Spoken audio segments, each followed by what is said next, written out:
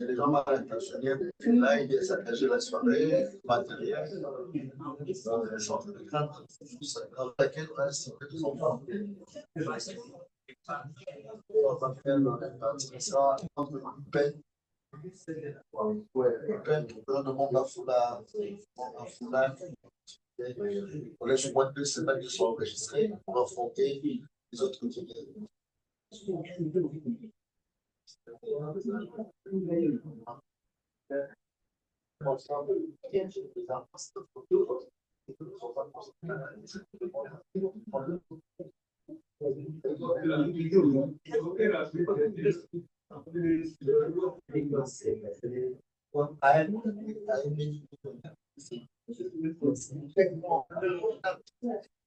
International, il y a même Macron qui est venu, il a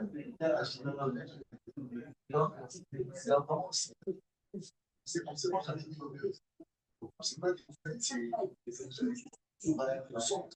essayer un peu de faire entre guillemets ça. Cette façon de vendre l'énergie, de vendre, de tourner, l'image qu'on fait dans la vie, c'est ça aussi de voilà, c'est pas acheter, c'est des gens. Le père de la musique, personne, c'est même pas ici.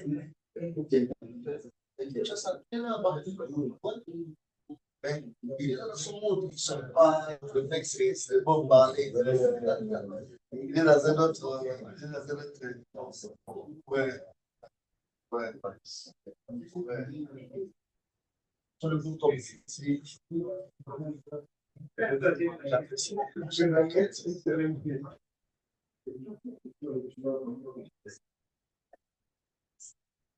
Mesdames, Messieurs, distingués en vos titres et qualités respectifs, tout protocole observé, bonjour. Bienvenue à cette nouvelle édition. Je suis Marie-Ange Boquet-Chou, c'est avec un grand plaisir que dans l'activité du jour. Et sans plus tarder, nous allons commencer avec le programme du jour. Nous allons faire appel à M. Malafi qui va nous présenter le projet et nous donner le titre de ces projets, s'il vous plaît. Monsieur Malafi approche sous vos applaudissements, s'il vous plaît.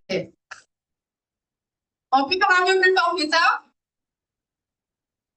Merci beaucoup. Monsieur Malafi, à vous la parole. Merci beaucoup encore une fois. Bonsoir à tous.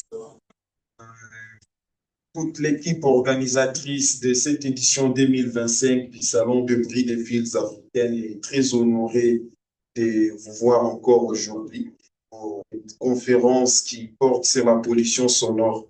On est tous habitués de porter des discussions d'environnement sur la préservation de l'environnement, mais rares sont des thématiques ou des panels qui abordent la pollution sonore. Et pourtant, dans toutes les grandes villes, la question portée liée sur la nuisance sonore, c'est un enjeu social. Et pour nous, c'était très intéressant d'organiser cet événement, d'inviter des artistes, d'inviter des médecins, et que cette conférence en format hybride, où on a des intervenants en ligne et d'autres participants qui sont présents ici, c'est aussi une manière de faire la restitution de ce qui a été pendant la semaine nos tables rondes à l'Académie des Beaux-Arts. Et sans plus tarder, le tout premier panel, ça serait un mot de restitution de ce qui a été notre table ronde à l'Académie des Beaux-Arts pendant la semaine.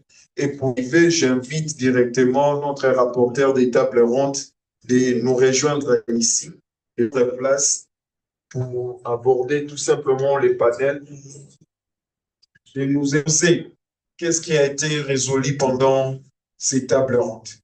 Merci beaucoup.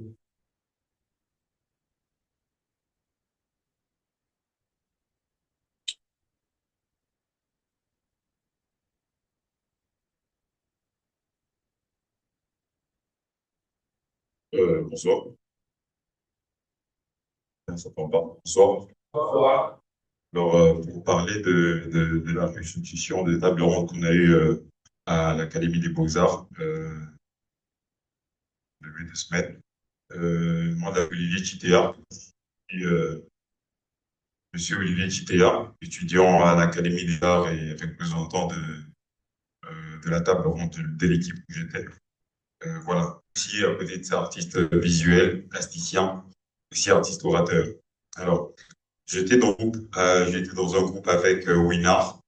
Avec lui, il a présenté une thèse ou une thèse autour du son comme outil de création artistique et culturelle. Alors, le son comme outil de création artistique et culturelle, il a donné du son, il a donné le rôle, le rôle du son dans nos traditions. Il y a des sons qu'on utilise comme ça dans nos traditions. Nous savons tous que quand nous émettons un certain cri, c'est pour appeler une poule. Quand on émet un cri, c'est pour faire chasser peut-être un animal dans la forêt. Voilà, il a parlé de tous ces détails-là comme ça. Il a parlé des différents usages de chant. C'est certains peuples, voilà, c'est certains peuples met un son ou un bruit comme ça. Donc, ça voulait dire forcément quelque chose. Et puis, euh, il a aussi dit le son comme langage dans l'art contemporain. Alors, dans l'art contemporain, il a évoqué l'usage du son qu'on utilise pour communiquer, pour communiquer avec autrui, pour faire tout plein de choses comme ça, pour créer aussi l'œuvre d'art.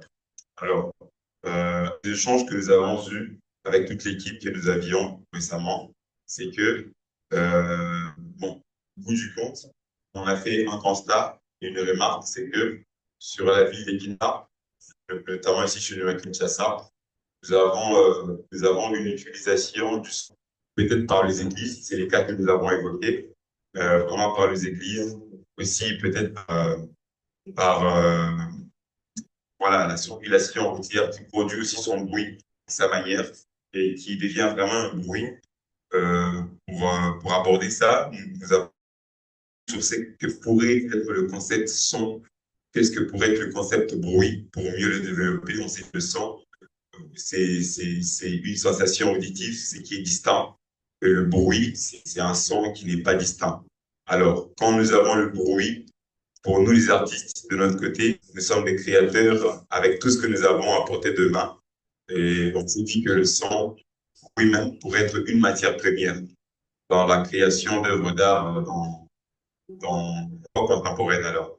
Donc le son, nous le bruit, nous nous sommes dit que ça pourrait être comme matière première qu'on pourrait développer de plusieurs manières. Parce que nous les artistes, on peut être en face de quelque chose parce que on n'est pas là pour peut-être dire la loi et imposer, appeler à l'État d'une manière légale, plutôt d'une manière directe par la loi, comme le sont de la loi, le juriste, non. Nous allons pas interpeller, nous procédons par l'interpellation d'une manière différente, avec une touche différente des autres. C'est comme ça que nous procédons. Alors on s'est dit, si on utilisait le bruit, ces sons comme une matière première, le cas d'exemple des églises, dans les églises, on se rend compte que ils ont une manière d'utiliser le son. Nos églises de réveil ici à Kinshasa, vous allez vous rendre compte qu'ils utilisent le son d'une manière très abusive. Il y a 10 personnes comme nous sommes là, vous voyez comment le son il est modéré. Allez-y dans une église de réveil, vous allez vous rendre compte que il y a des baffes qui sont peut-être à l'extérieur. Quand je parle, il y a les gens qui sont à l'autre côté de Galaxie qui m'entendent. Du coup, on s'est dit, pour nous, de l'autre côté, c'est qu'on pourrait faire de mieux, c'était de prendre ce son-là, l'utiliser comme matière première, ce bruit-là, l'utiliser comme matière première. Moi, je me dis, à mon sens, prendre le son, voilà, d'une manière on pourrait peut-être faire une descente en lieu urbain avec une création, une exposition sonore où nous montrons que quand on utilise les sons, ça peut nuire à la santé. Quand on utilise les sons de manière abusive, ça peut nuire voilà, à l'étude de toute la population. Et alors cette fois-ci, nous en créons une œuvre d'art. Nous pourrons en faire une œuvre d'art, une exposition sonore peut-être. On crée une œuvre d'art. Alors le public, là, il pourra venir pour voir la création artistique. Parce que quand on a créé l'œuvre d'art, il est créé avec une intention d'attirer, avec une intention voilà, c'est toujours beau, c'est toujours attirant, c'est toujours interrogatoire. Alors, quand les gens vont pour voir la beauté de l'œuvre, qui est composée partant de bruit qui est nuisible, qui n'est pas assez confortable pour toute la population. Alors, quand ils vont voir ces bruits qui est fait une œuvre d'art, alors ils entendront le message, un message tel que euh, le bruit et d'autres utilisés d'une manière, en fait, une manière d'interpeller les gens dans ce sens-là. Créer le son de ce bruit, une œuvre d'art, des expositions peut-être, euh, au- voilà, audio, radiophonique, et puis voilà. C'est cette manière-là qu'on aborde. Merci beaucoup. Euh, Nous allons aller directement dans les différentes interventions qui sont prévues, dont notre chère modératrice, Madame Marie-Ange, va nous faire le plaisir d'animer tout à l'heure. Mais avant qu'on arrive, parce que c'était très intéressant de réfléchir autour des tables rondes. Il y avait 12 propositions de Goma, de Kinshasa, de Bukavu et des autres villes africaines ont fait des propositions comme réponse à notre appel à communiquer lors des tables rondes. Et une trentaine de jeunes qui ont participé dans ces tables rondes qui se sont déroulées pendant 2 jours à l'Académie des Beaux-Arts. Et la plupart, ce sont des étudiants de l'Académie des Beaux-Arts. Ça, c'est une valeur ajoutée pour cette édition. Mais comme ils représentent ceux qui ont été dans les tables rondes, j'aimerais bien directement, là où vous êtes, s'il y a des questions par rapport à ce qu'il vient d'exposer, vous pouvez juste vous manifester et porter la voix. On ne va pas beaucoup sonoriser ici pour éviter la nuisance sonore nous-mêmes aussi. Donc, portez la main et posez 2, 3 questions directement et nous allons passer dans des panels prévus.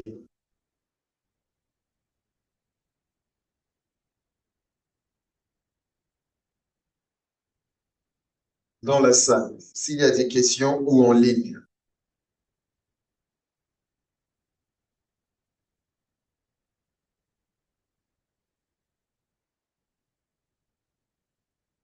D'accord, s'il n'y a pas de questions, nous espérons que mon exposé a été un grand succès, que nous avons tous compris et on retient très bien. On a le rapport final de tout ce qui a été nos tables rondes pendant la semaine. Je vous dis un grand merci et je vous demande d'encourager tous les frères et tous les participants.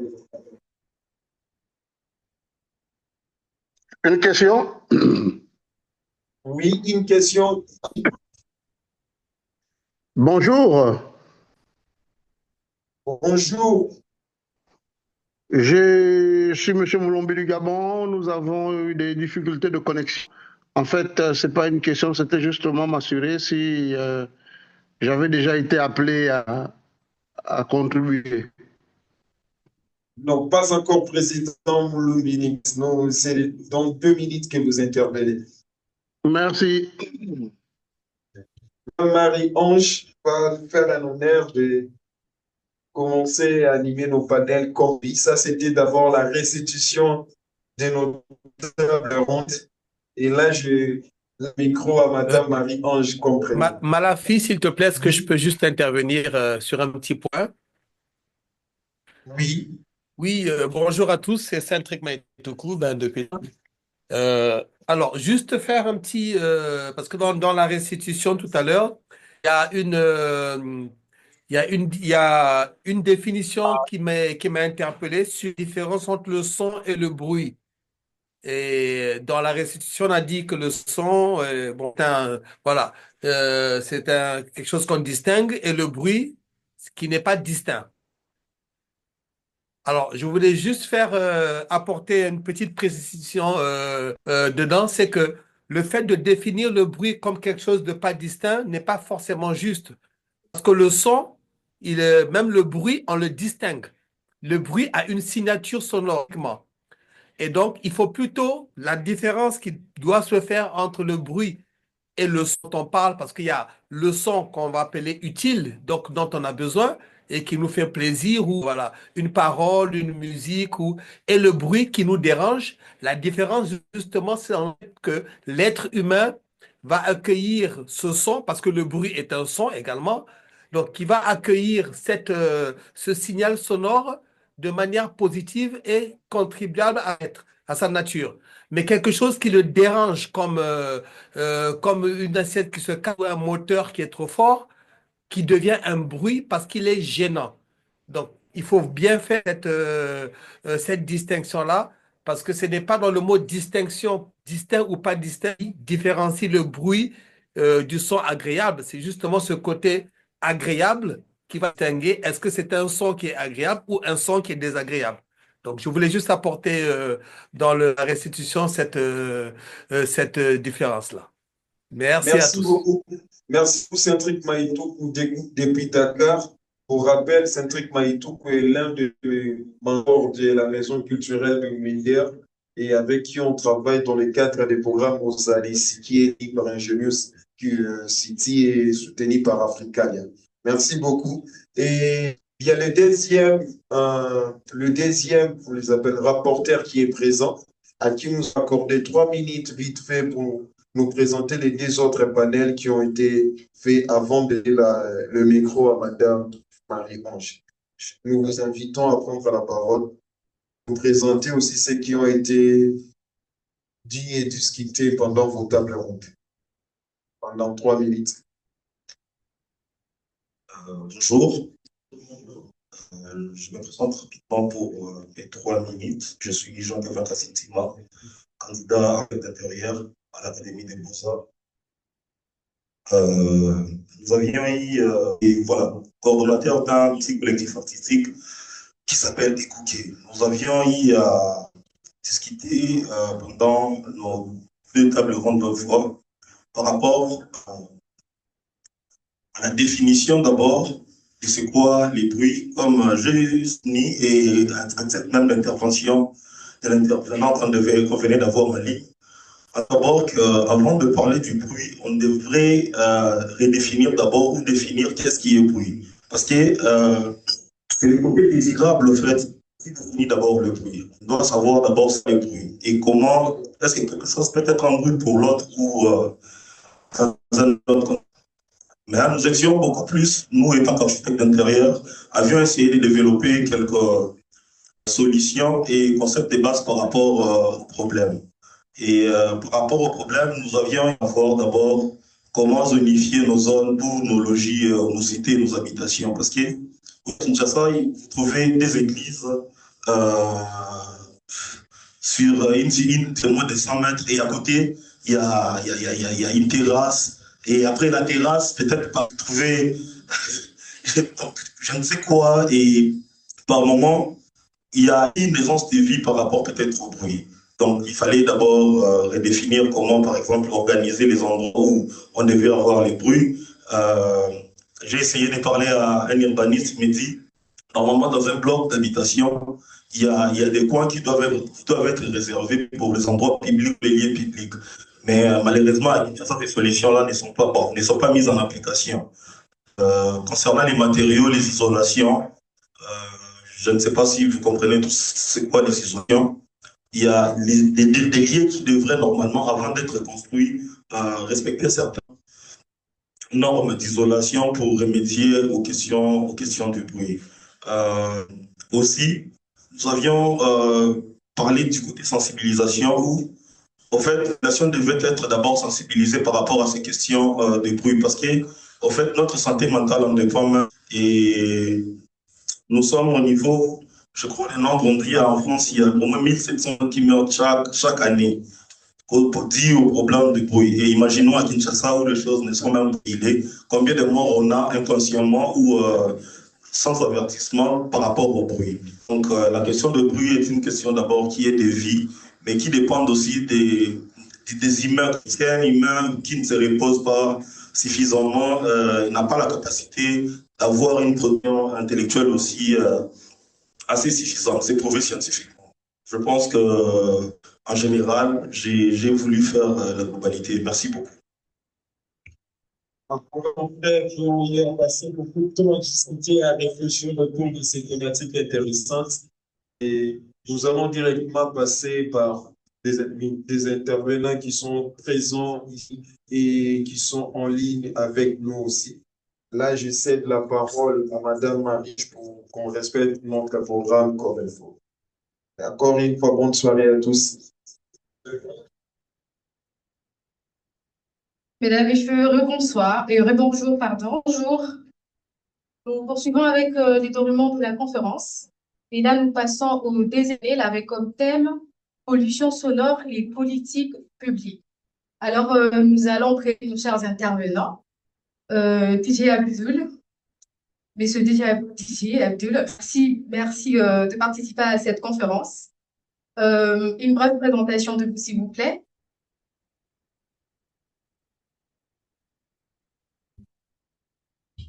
Bonjour encore une fois de plus. DJ Abdul, disque jockey de Kinshasa. Déjà, ça fait plus de 20 ans aujourd'hui dans la communauté, comme nationale, internationale. Et je pense que ceux qui connaissent, ceux qui sortent, ceux qui s'amusent souvent dans de fêtes respectives et aussi DJ initiateur de la connexion qui est une structure culturelle aussi en place. On a eu pour promouvoir les artistes, créer des events, des événements partout de Kinshasa dans nos provinces. Et bref, les DJ du peuple, c'est comme ça qu'on l'appelle. Merci beaucoup, DJ. Nous passons le micro à Monsieur Fabien Gérant. Monsieur Fabien, vous êtes chargé de mission Kinteke Parade. Pourrez-vous vous présenter en amont, s'il vous plaît? Oui, merci. Donc, je suis arrivé ici pour la promotion d'une parade adaptée d'une parade boutique. Donc, avec des amis congolais de la diaspora qui participent à ce type d'initiative depuis de nombreuses années. Et je suis arrivé aussi avec un très grand intérêt sur la connexion entre les villes. Donc, c'est pour ça que je suis vraiment très heureux d'avoir été invité. Merci beaucoup. Aujourd'hui. Merci, monsieur Gérant. Et à présent, nous passons la parole à monsieur Nikes Moulumbi qui nous écoute de Gabon. Monsieur Nikes, êtes-vous avec nous? Allô, messieurs? Technique?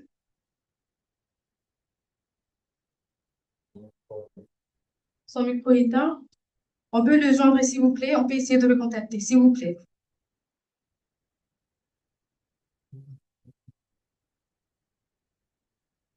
Pour l'instant, nous allons passer la parole au DJ Abdul. DJ, pourriez-vous nous en dire plus sur la pollution sonore et politique publique par rapport à votre avis, s'il vous plaît? Oui, à mon avis, c'est qu'aujourd'hui, on a un sérieux problème différent dans nos établissements, surtout personnellement, dans mon milieu respectif de la musique, en produit ou en fête, ça dépend parce que la qualité de personnes qui viennent dans nos soirées, qui aiment écouter de la musique. Aujourd'hui, à Kinshasa, les gens aiment bien la forme de musique. Et pour se sentir encore mieux, il y a une différence entre un bar, un lunch bar et puis un nightclub qui sortent. Je pense qu'aujourd'hui, il n'y a pas le respect, surtout comme l'a dit le frère en passant, des églises dans les endroits à l'extérieur. Et tu vois, un bar, on ne sait pas c'est quoi un bar, quoi une église, comment une église, ou bien une discothèque, ou bien, je sais pas, quelque part, ou un lunch bar, on ne sait pas faire la différence. Les gens pensent que mettre une forte musique, c'est aider les gens à bien communiquer. Vous imaginez, dans la rue, il y a des églises, par exemple, il y a 4-5 églises, et on prie le même Dieu, et en même temps, ici, sont en louange, c'est l'adoration. On sait écouter ce qui se passe de l'autre. On ne sait pas comment est-ce que le Dieu est capable d'écouter tout ça en même temps. Il y a vraiment du grand désordre. Même nous, en termes de discothèque, j'ai eu quand même l'opportunité sur Paris, à Bruxelles, en Suisse, dans le club, il y a des gens qui sont spécifiés à gérer les sons de grands clubs. Donc, lui, son rôle, c'est gérer les sons. Il y a un niveau où on ne peut pas déborder. Mais il y a des DJ aujourd'hui, ils n'ont pas peut-être la notion, ils n'ont pas appris autodidacte, bien ils n'ont pas une connaissance. Dans un bar, par exemple, il met une forte musique. Pour lui, mettre cette musique forte, c'est aussi faire bouger le public.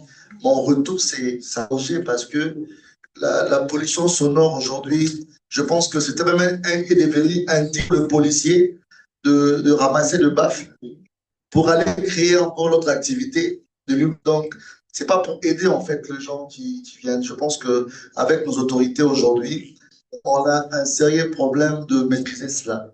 On ne sait pas comment identifier, mais je suis très content parce que avant c'était pas le cas. Aujourd'hui, on a quand même à 22h, 22h30, on sait quand même que tout ce qui est bas, c'est finir. Mais en boîte de nuit, ça dépend de budget aussi de patron. Parce que peut-être dans un restaurant, tu vois qu'il y a de musique où c'est vraiment un niveau où les gens paient. Mais aujourd'hui, il y a une très grande salle. C'était fait dans un hôtel de la place que je connais les noms. Normalement, la salle a été conçue pour de conférences. Mais après, c'est transformé en une salle de mariage. Et les baffles adaptés pour accueillir les gens, c'est pas pour qu'il y ait de musique. Et après, en espérant qu'ils font louer pour une fête de mariage. Dans une fête de mariage, on a besoin plus de vibes. Ça dépend du nombre de personnes. Parce que le son aussi, si vous remarquez, quand il n'y a pas beaucoup de monde, le son est trop fort. S'il y a du monde aussi, il y a la réduction. Hein. Et je pense qu'il faut que l'autorité en place mette un niveau où les décibels peuvent être gérés pour aider la population surtout. Pareil pour moi, ça fait 20 ans que je passais toute ma vie à une forte musique. Et quand j'arrive chez moi, une sonnerie de mon téléphone, ça m'énerve en fait. Donc du coup, je viens dans un endroit où c'est des boum boum boum. C'est chaque chose, c'est mon job, je vais dire comme ça.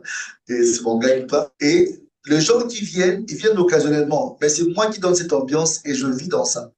Ça m'a une fois, j'ai vu un médecin, il m'a dit, ouais, tu dois vraiment traiter tes oreilles parce que j'ai même des témoignages de amis, DJ qui sont à l'international, qui n'écoutent plus. Tu vas mettre l'oreille, il faut le parler, il faut comme ça parce que pour ceux qui l'écoutent chaque jour, c'est normal. D'autres personnes, ils ne savent pas, et d'autres ingénieurs, ils ne sont pas ingénieurs fabriqués. Il n'a pas une maîtrise, il n'a pas une connaissance de ce qu'il fait. Et je pense qu'il faut qu'il y ait des mesures sur ça pour qu'on évite la pollution sonore parce que c'est important pour la vie des gens. D'accord, DJ, merci beaucoup. Je vous en prie. Pouvez-vous passer le micro à M. Fabien Bougeron? Monsieur Fabien, que pensez-vous de la pollution sonore et politique publique, s'il vous plaît? C'est un peu délicat pour moi d'en parler parce que on a son avis sur la question. Hein. Le problème, c'est le respect des règles, des normes.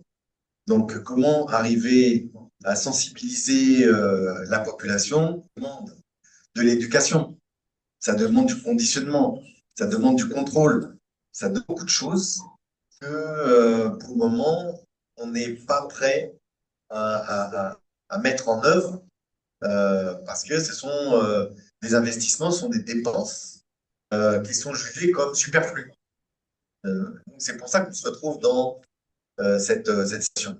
Il peut y avoir des bonnes volontés et c'est pour ça, encore une fois, vraiment, je suis très heureux d'être ici, oui, parce que je trouve cette initiative vraiment très importante, hein, d'avoir la possibilité et déjà, j'étais en train de réfléchir, on va communiquer sur d'autres initiatives qu'il est possible pendant ce type d'événement, d'avoir la possibilité de conscientiser, hein, d'échanger.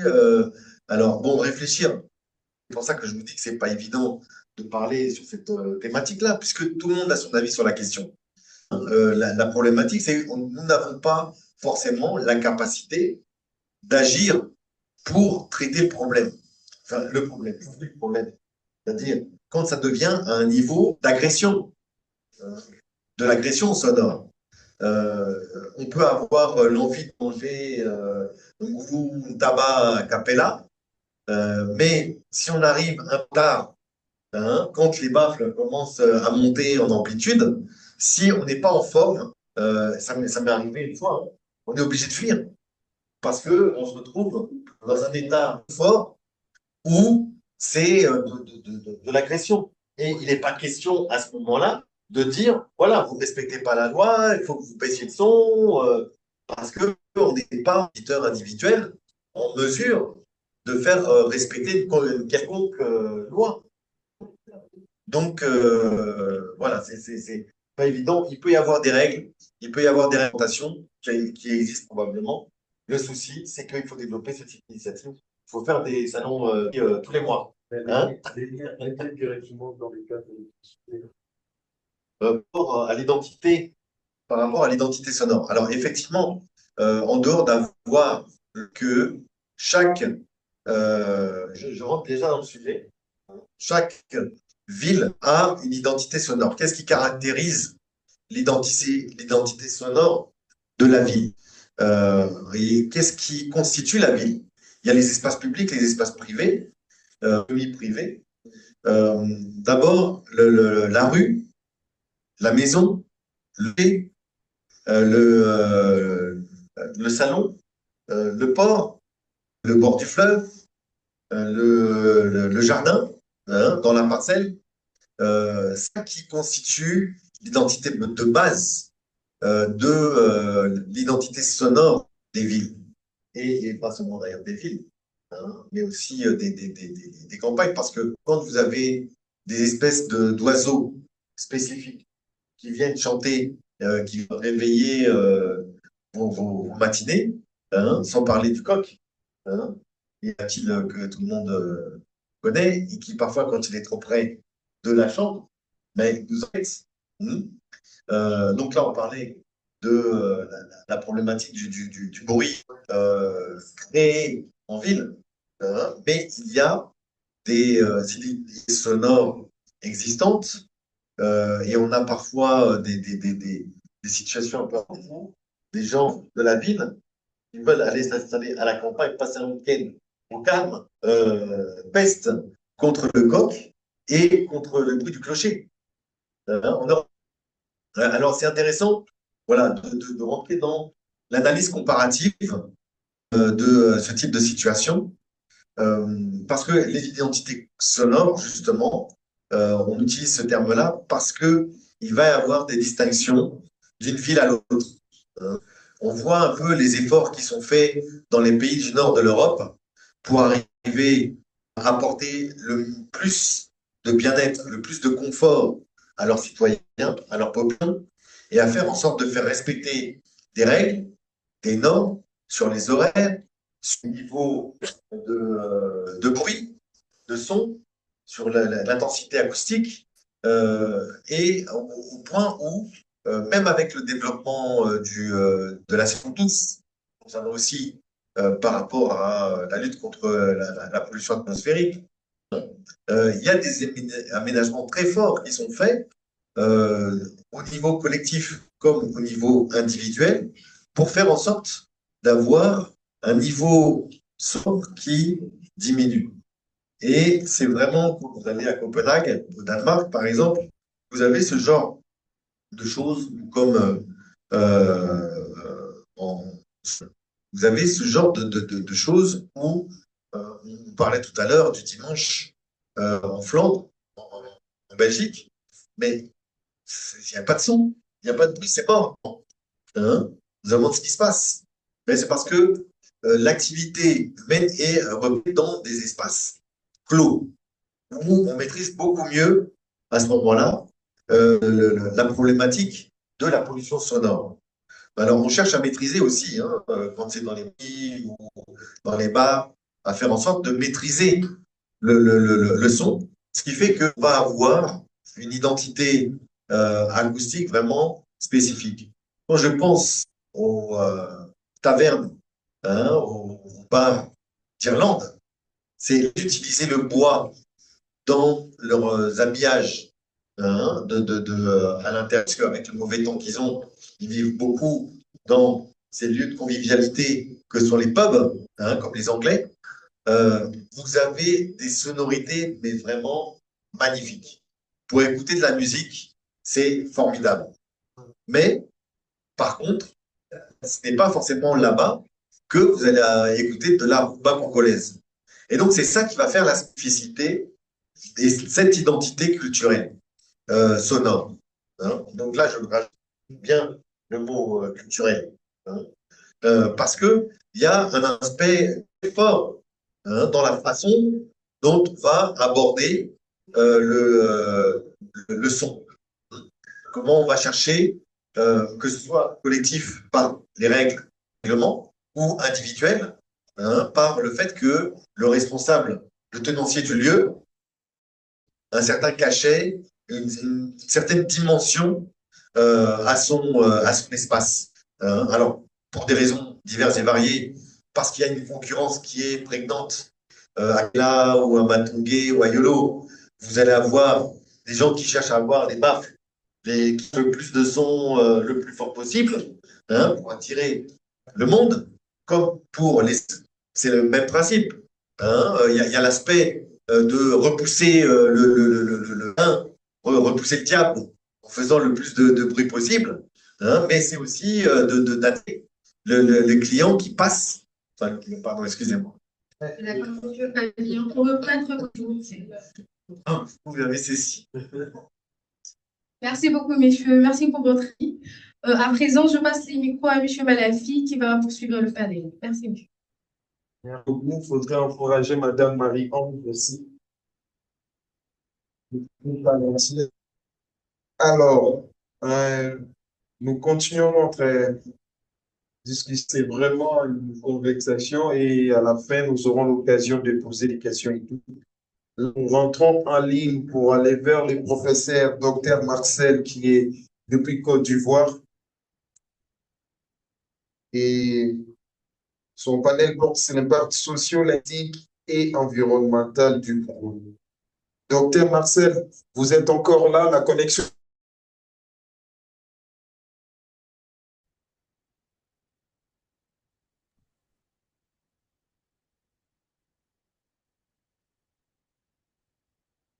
Allô, est-ce que ceux qui sont en ligne nous écoutent? Oui, allô, Malafi? Oui, docteur Marcel. On Voilà, dit que le bruit de... Nous vous écoutons, on dit que le bruit d'Abidjan est pareil au bruit de Kinshasa. Oh, j'ai que Kinshasa a la palme d'or parce que même si Abidjan fait du bruit, Kinshasa en fait davantage. Merci beaucoup.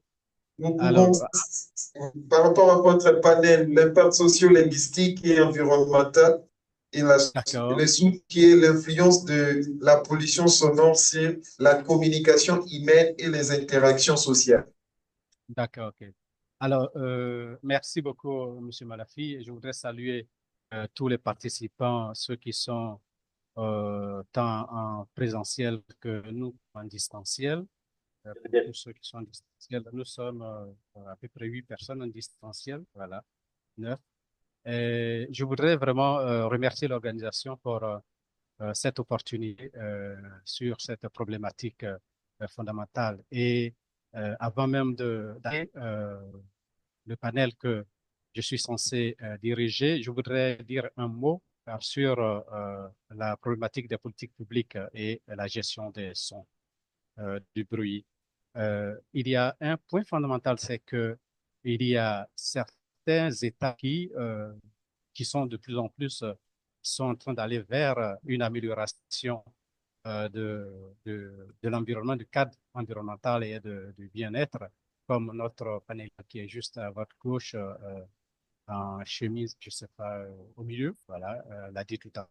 C'est vrai qu'on n'a pas encore voilà, on n'a pas encore les standards des pays occidentaux, mais le problème ici, c'est que même les pays qui ont pris le soin de légiférer certains points, la grosse difficulté, c'est que ils ont légiféré, les textes existent, mais malheureusement, c'est l'application qui pose problème.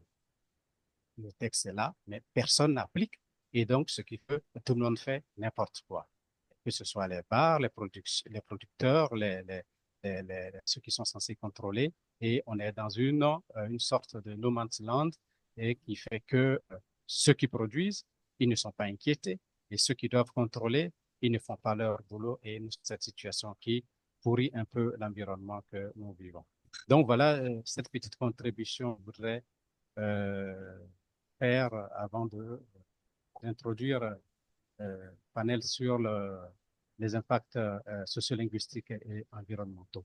Alors, bon, je vais peut-être faire un peu différemment comme les autres. Je pense que par des formations professionnelles. Alors, si vous permettez, je vais partager un document et allons ensemble essayer de suivre ce document-là. Il y a un support de travail que voilà, j'ai confectionné pour pouvoir faire ce partage-là. Alors, je vais le... Excusez-moi, hein, C'est déjà partagé. il est déjà partagé, vous le voyez. Les conditions OK, sonores qui ont l'impact socio-linguistique. il est un peu trop grand, je vais le réduire et refaire le partage. Donc, alors, on va arrêter le partage, puis je vais l'afficher de façon un peu plus light. OK, j'espère que bon. Alors, donc, je vais refaire le partage. Je vais mettre au document. Je crois que je vais prendre le PowerPoint. OK. Peut-être qu'il sera un peu plus facile à manœuvrer. Voilà. OK. Et donc, comme je vous l'ai dit, je disais tout à l'heure, bon, moi, je vais, par des formations, je vais être un peu pédagogue sur la question. Et donc, voilà, il y a je veux vous soumettre, c'est que nous allons travailler sur un plan global. Il va y avoir une introduction. Et après, en un, nous allons voir les impacts sociolinguistiques du son sonore. Et en deux, nous nous sommes permis de faire quelques propositions pour lutter contre les impacts. Et puis, nous allons aller vers une conclusion. Alors, tout à l'heure, effectivement, le début de ce panel, il y a eu la question de la définition du bruit. On note que le bruit est une sensation indésirable. Sinon, le bruit, alors, il est aussi un son. OK? Mais comme les sons sont de différentes caractéristiques, il est ce son-là qui, lui, au lieu d'être agréable, lui sera indésirable et désagréable, perçu pareil. À la différence de la parole et de la musique qui sont agréables. C'est vrai, quelqu'un me dira, il y a des musiques qui agressent les tympans et on peut y arriver tout à l'heure. Alors, quelle est la typologie des bruits que nous avons voulu traiter? Il faut dire que les bruits indésirables sont aussi appelés nuisances sonores et ils sont partout et proviennent de différents environnements. Tout le monde ici, hein. Dans les églises, dans les mosquées, dans les bars, dans les rues, dans les marchés, dans les aéroports, les gares routières, les bruits sont partout et ça nous agresse. Alors, cette typologie aussi tient compte de, voilà, donc si on fait une classification, il y a les bruits qui sont au niveau domestique, au niveau urbain, au niveau industriel, parce que même dans les sociétés, allez-y dans une sidérurgie, c'est une entreprise de sidérurgie, les bruits sont énormes et ça, c'est très, très, très difficile aussi désagréable à vivre. Alors, et quels sont ces impacts de façon globale? De façon globale, ces impacts sont du point de vue sociologique, sociolinguistique, sanitaire, juridique, environnemental, économique, et etc., etc. Dans tous les secteurs. Alors, mais nous allons nous adresser, nous a été demandé, c'est surtout au niveau, sur le plan sociolinguistique. Et sur le plan sociolinguistique, quels sont ces impacts-là? Nous allons montrer ces impacts-là, la typologie de ces impacts, et nous allons donner quelques propositions de solutions. Alors, il faut que la pollution sonore impacte fortement, comme on le dit, la communication et les interactions sociales à deux niveaux, de deux manières. Premièrement, cette pollution sonore va perturber à la fois la capacité à échanger des informations de manière claire et efficace. Donc, il y a rupture de la transmission et va aussi perturber les dynamiques sociales dans différents environnements. hein, des interactions entre les personnes. Et cela peut affecter, comme tout le monde est d'accord à le reconnaître, la communication et les interactions sociales. Et cela a des conséquences, a des effets sur le langage lui-même et les, les relations sociales entre les personnes.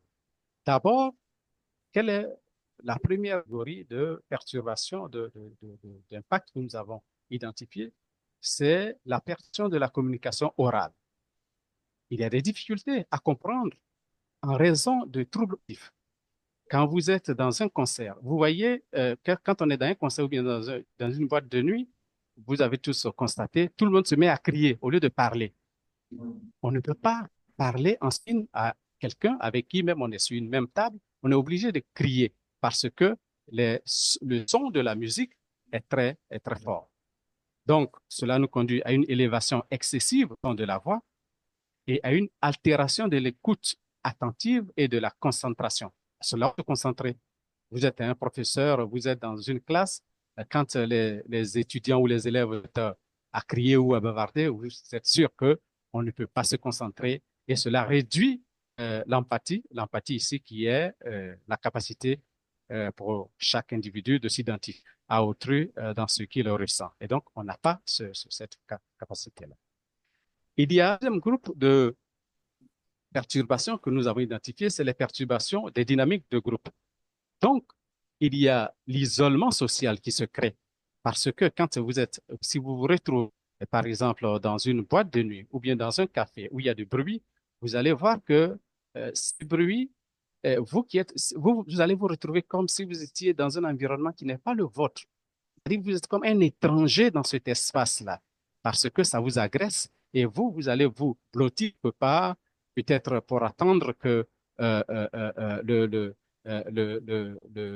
bruit finisse avant de pouvoir peut-être rencontrer votre interlocuteur ou quelqu'un que vous allez rencontrer. Il y a les effets sur les communautés et l'intégration sociale et l'exclusion de ces groupes sociaux et la réduction de la coopération. Donc, naturellement, quand vous êtes dans un environnement où il y a bruit, alors vous ne pouvez pas partager, vous ne pouvez pas collaborer, vous ne pouvez pas coopérer et la production langagière est interrompue et il y a une mission des échanges informels.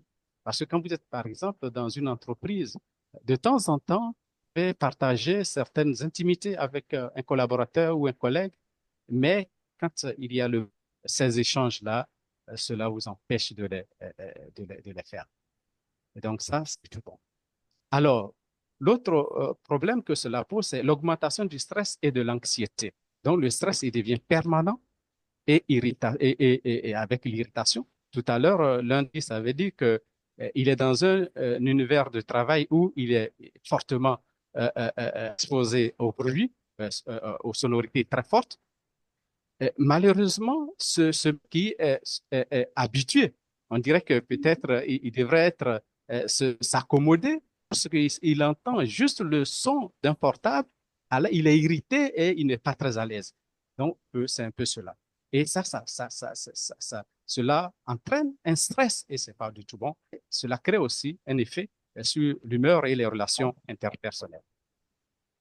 Aussi, la perturbation du langage et de l'éducation parce que tous ces phénomènes ont un effet sur le développement cognitif des enfants.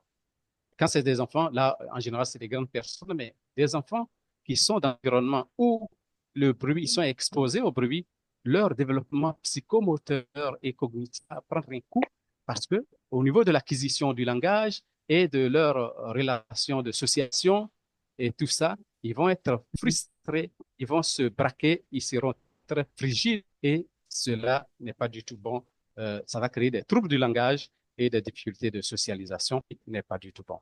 Alors, face à toute cette panoplie de difficultés et d'effets, et quelles sont les propositions que nous voudrions bien soumettre que éventuellement on puisse réduire à défaut de les interdire complètement, ces nuisances. Alors, un, il y a la sensibilisation et l'éducation des masses.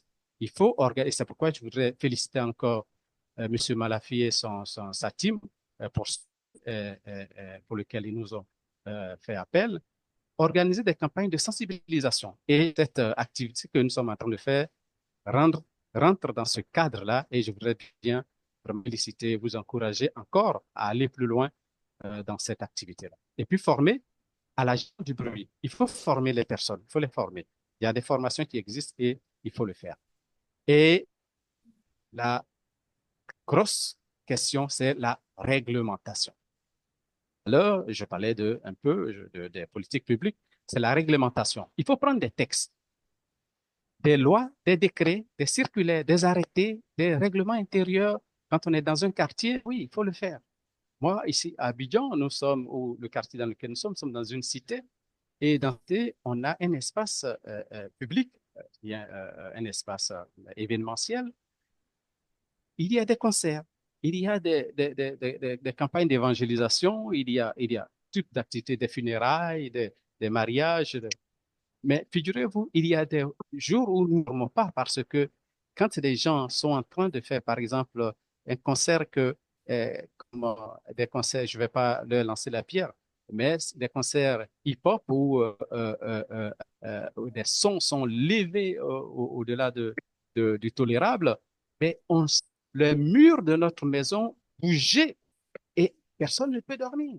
Et donc, donc il faut des règlements. Et donc, nous pensons à ces choses-là. Et donc, pour que ces textes-là nous permettent, comme je le dis, à défaut d'interdire, de réglementer ces choses-là, parce qu'il faut aussi qu'on puisse faire. Notre architecte qui est intervenu tout à l'heure, vraiment, je l'encourage à travailler dans le sens de l'amélioration du cadre de l'urbanisme et de vie, parce que c'est important. Dans cette réglementation-là, il faut améliorer l'urbanisme, créant des zones de tranquillité ou de repos. C'est des espaces urbains silencieux, des espaces verts, des aménagements paysagers, des espaces où on peut se retirer et avoir une certaine capacité de lire de l'espace et de l'environnement sans être agressé de façon auditive. Docteur Marcel. Oui, je suis en train de finir. Je suis en train de finir. Je vous ai dit que j'allais être un peu plus pédagogique pour ajouter du grain au moulin. Et adopter des technologies d'innovation acoustique, et Noé qui est dans le cadre dans le milieu des concerts et des essais, il connaît très bien ces choses. Donc, aujourd'hui, il y a des nouvelles technologies qui permettent de pouvoir réduire le bruit et avoir une bonne qualité et valoriser la communication et les pratiques culturelles innovantes et les langues dans un espace où on sait qu'on va être, on ne peut pas éviter le bruit, alors il va utiliser des choses comme les langues, signes, les gestes, l'écriture et dans ces espaces. OK. Donc, nous allons rapidement vers la conclusion pour dire qu'il faut créer aussi des plateformes de soutien psychologique pour pouvoir prendre en charge ces personnes qui sont dans ces difficultés-là. Okay? Et donc, voilà ce que je voudrais vous faire partager. Et pour finir, je voudrais dire que la pollution sonore a un impact profond sur la communication humaine et les interactions sociales. En perdant la compréhension, l'écoute et la concentration, elle peut créer un environnement de stress et d'irritabilité, affectant non seulement les relations interpersonnelles, mais aussi la cohésion sociale. Et donc, pour minimiser ces efforts négatifs, des initiatives visant à réduire le bruit dans les environnements urbains et les espaces s'imposent. Merci. Voilà, et vous voyez que ça ouvre sur l'utilité des politiques publiques pour toujours gérer la communauté et la société. Je vous remercie. Merci beaucoup, docteur. OK, donc merci, M. Malafi. Je crois bien que j'ai terminé. Maintenant, s'il y a éventuellement des questions et des contributions, je serai très ravi de recevoir. Merci beaucoup. Merci beaucoup, docteur Marcel. Ça, c'était une leçon magistrale. On se voit directement dans l'une des universités d'Abidjan où vous enseignez. Donc, c'est un plaisir pour nous. Votre intervention est tellement riche et ça nous donne l'opportunité de chuter ou de créer des parenthèses avec les autres panels. Et là, nous allons directement à notre quatrième panel où nous inviterons M. Cédric Maïtougou, DJ Abdou et notre ami Alexis Kens, qui est juste ici dans le couloir, qui nous vient des Goma, où nous allons discuter sur art, technologie et industrie culturelle face à la pollution sonore. Et sans plus tarder, nous cédons la parole à M. Centric Maïtoukou, qui est depuis Sénégal, qui va intervenir sur le sous-thème sonorisation des concerts et contrôle du bruit. Bonne pratique pour un son de qualité sans nuisance. Bonjour à tous et alors merci de me recevoir dans ce très très très beau panel. Et d'abord, je commencerai par féliciter Malafi. C'est vrai que le salon des bruits des villes africaines est un projet que je suis depuis quelques années et évolue de ville en ville et qui se consolide, mais surtout qui aborde des thématiques, comme vous le très importantes, mais que nous avons tendance à négliger quotidiennement. Et on y est soumis, le professeur Vaou, en tout cas que je félicite encore pour sa brillante intervention, a mis le doigt vraiment sur tout ce côté social et les impacts que ça peut avoir sur pas mal de choses. Et donc, moi, je vais rapidement vous parler du, du problème un peu plus technique. C'est vrai que quand on parle beaucoup de son, on cite toujours la musique. Donc, on cite les concerts, on cite les endroits où on diffuse de la musique.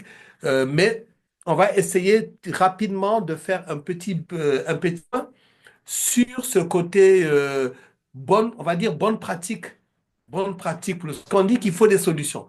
Les solutions, c'est comment on arrive à réduire ce facteur bruit ou on va dire, les nuisances sonores.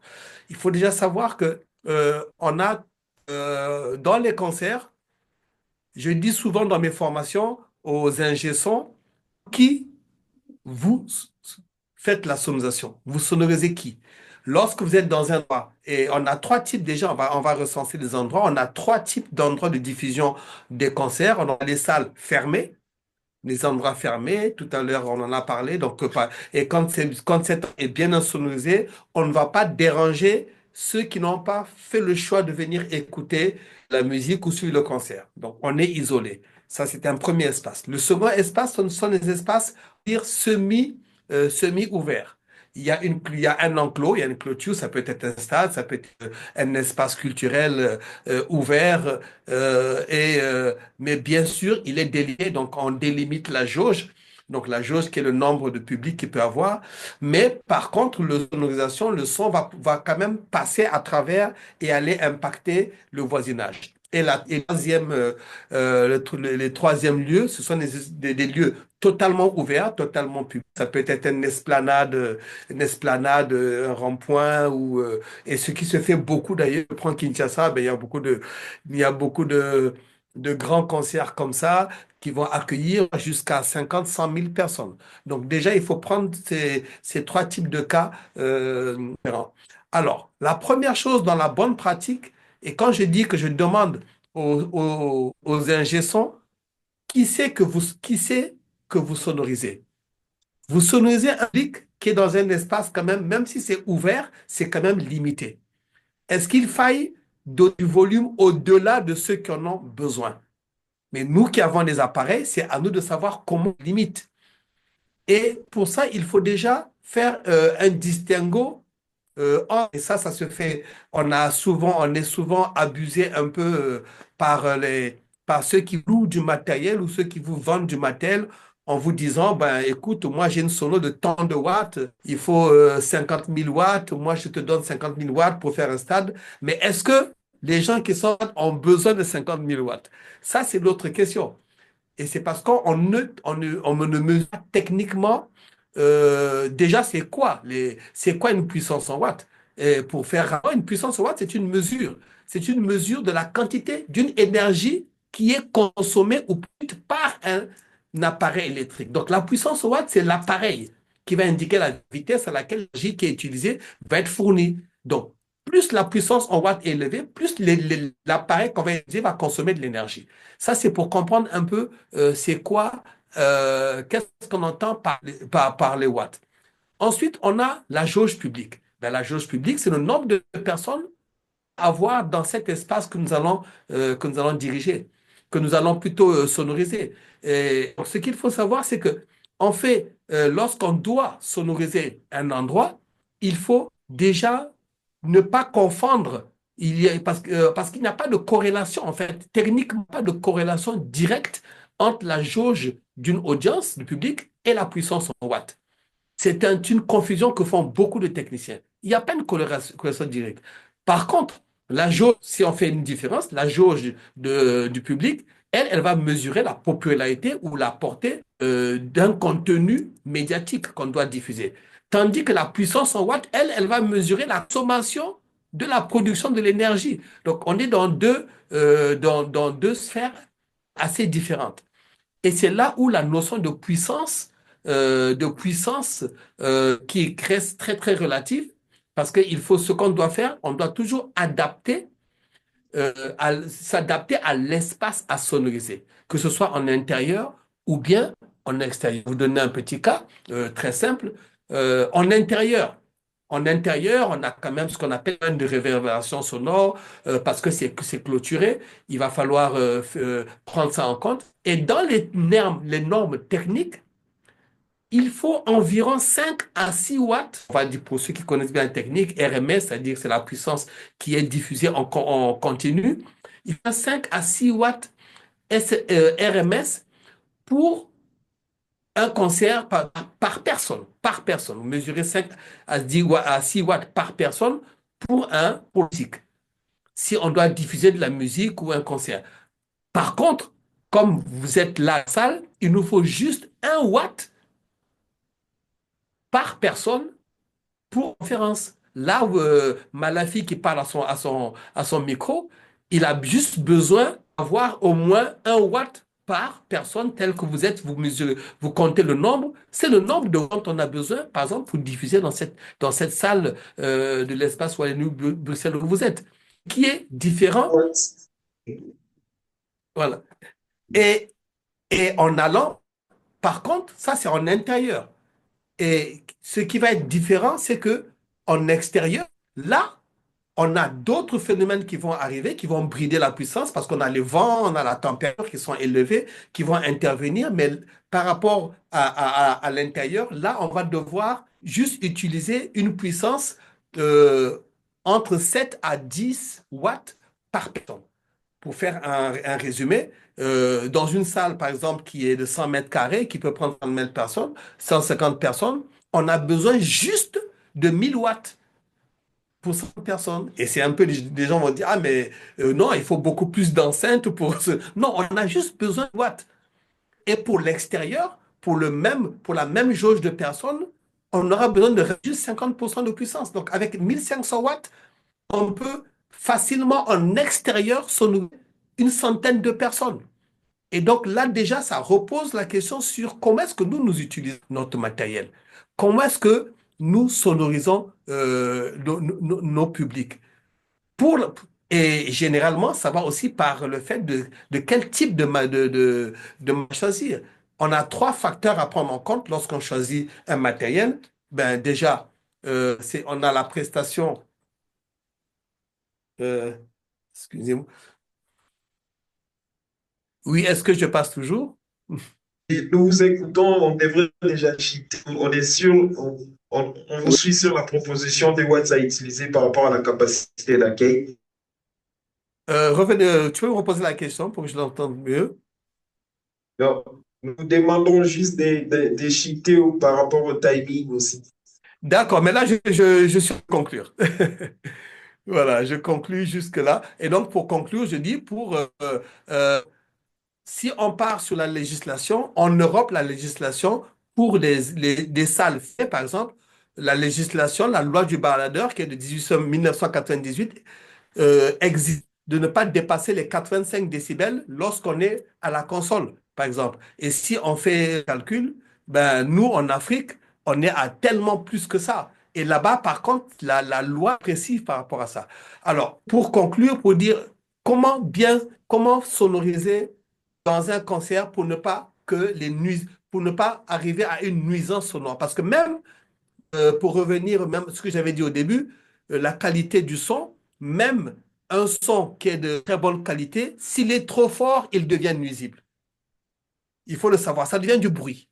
Si même un orchestre qui joue qu'on aime bien, mais si le son est trop fort, ça devient une nuisance sonore. Donc, il est très important pour les ingé-sons de savoir délimiter, de faire un distinguo entre la qualité du son et la quantité de son qu'on diffuse. Parce que la quantité va impacter sur les personnes de manière négative, c'est-à-dire leur physiologie, on va détruire des tympans, on va détruire des organes, parce que même les vibrations, parce qu'on n'en a pas eu le temps de parler, les vibrations des sœurs basses peuvent faire éclater des rats, des reins, tout ça, on n'a pas quel sens.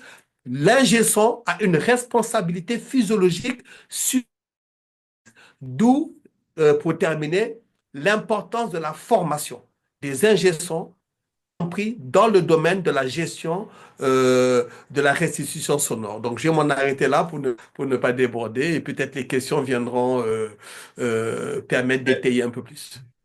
Merci beaucoup, Cédric. Je m'attendais à un max d'applaudissements. Merci à vous. Alors, nous allons donner la parole à un ami qui nous vient de très loin en ces moments de crise, ce qui est dans le pays. Il a pu quitter Goma pour être avec nous, d'abord pour les cadres du festival FICRA, il avait déplacé, et qui est un artiste comédien, interprète, et qui va intervenir sur le même panel, mais dans le cadre du son, dans le spectacle vivant, comme équilibre, exigence artistique, comment équilibrer artistique et responsabilité environnementale. Nous donnons la parole à Alexis Kant qui nous vient de bas. Et avant de lui céder la parole, nous vous demandons tous de se lever et de nous accorder pour même de compatir avec nous-mêmes une minute de silence pour tout ce qu'on a perdu en ces moments.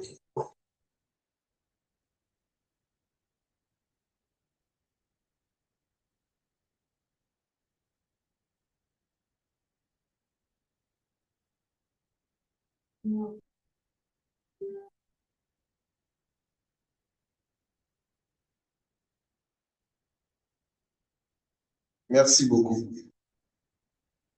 Alex. Merci. Bonsoir. Vous allez bien? Vous allez bien? Moi, je pense que quand on se retrouve autour des questions liées à la musique, c'est déjà est très bien. Comme l'a dit le DJ, c'est un moment festif, bien sûr. Quand on doit étudier les paramètres ainsi que toutes les questions liées à ces faits.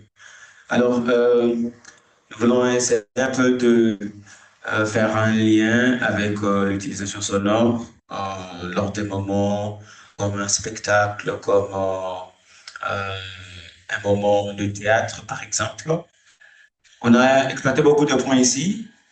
On a donné différents raisons par rapport à différentes sonorités, ce qui est trop important, ce qui est trop valu par rapport à la question liée au bruit et au son que l'on reçoit d'ici.